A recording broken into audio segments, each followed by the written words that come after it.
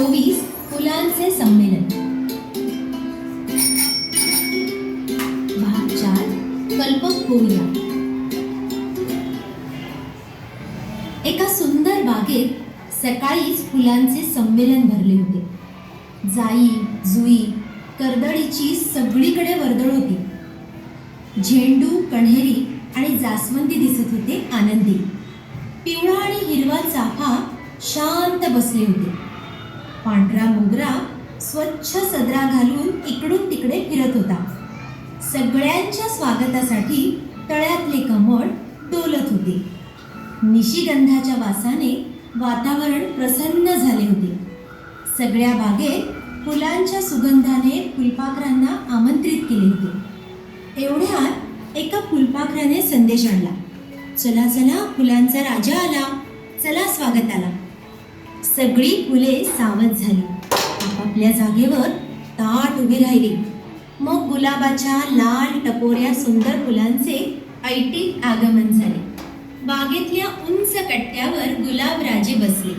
सगळीकडे शांतता पसरली. सदाफुलीने छान गाणे म्हटले. झेंडूने गोष्ट सांगितली. फुलपाखरांनी नाच करून दाखवला. निशिगंधाने गुलाबरावांचे स्वागत केले. जाई जुई बाजूला उभ्या राहिल्या आणि गुलाबराजे उभे राहिले. मोठ्या उत्साहाने त्यांनी आपले भाषण सुरू केले. माझ्या सुगंधी मित्रांनो आणि मैत्रिणींनो, या संमेलनात आपण माझे स्वागत केले. माझे मन हरखून गेले.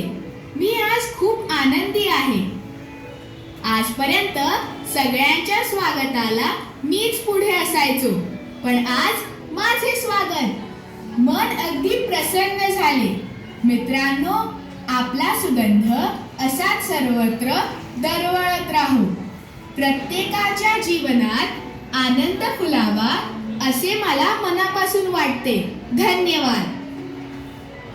सगळ्या फुलांनी पाकळ्या हलवल्या, जणू काही त्यांनी टाळ्याच वाजवल्या आणि तिथेच फुलांच्या संमेलनाची सांगता झाली.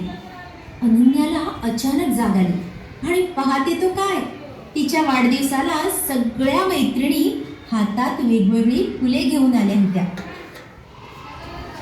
समानार्थी शब्दांच्या जोड्या जोडल्या. सुमन फूल, संदेश निरोप, बाग उद्यान, साफ स्वच्छ, आकाश आभाळ, जंगल अरण्य,